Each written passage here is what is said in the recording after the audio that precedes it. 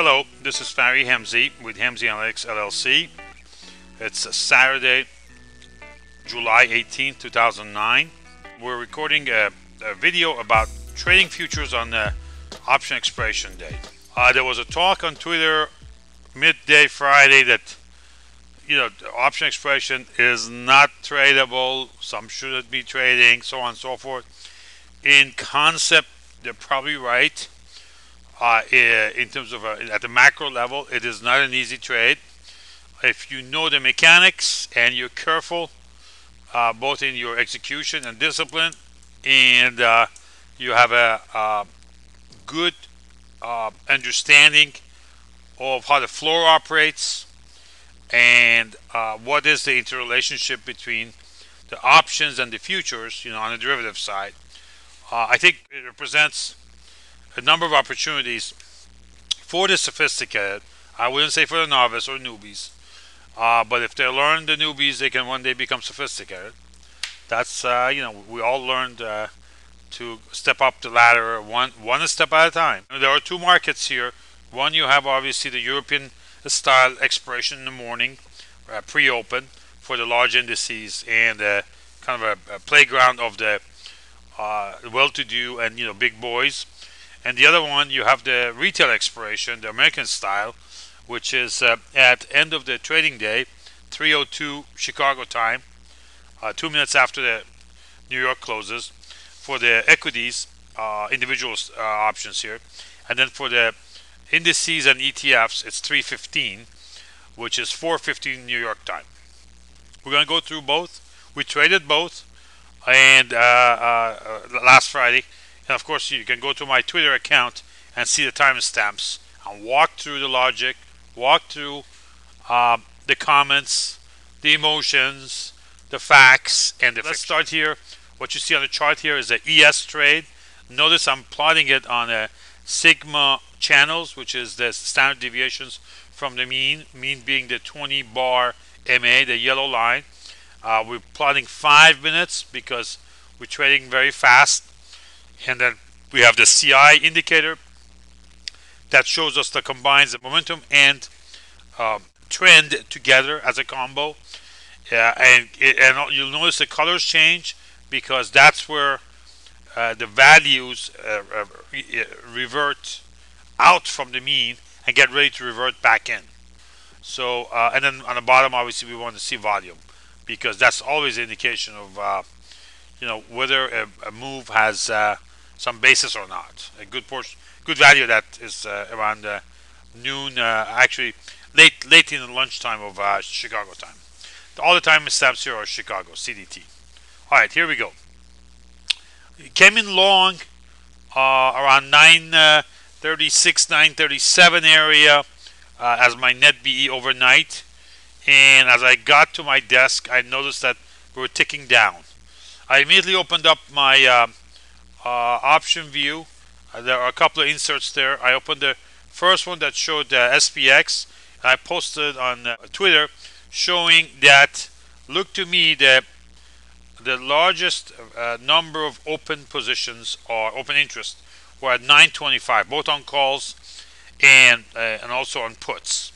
So my expectation was that I'm in trouble. This thing is going to go to 925. That's where 925 is going to be. Is where the opening is going. I'm holding ES here, the futures. But had I been holding the SPX call options, I would have been in deep trouble because you can't trade them that early. And yes, you can hedge them through futures, but you can't trade the instrument itself. And looked like it was going to 925, and I'm stuck at 936, 935 area. Anyhow, at 929, you'll see on my Twitter, I double bought. I figured, okay, at least I'll bring my average down. I know the size is small, but at least bring my BE down so that if it snaps for some reason past opening, I will be able to make a buck or two. Obviously, I was not looking to get out earlier. I thought I have to sit through some pain. And this was about here, right there, about 7 o'clock.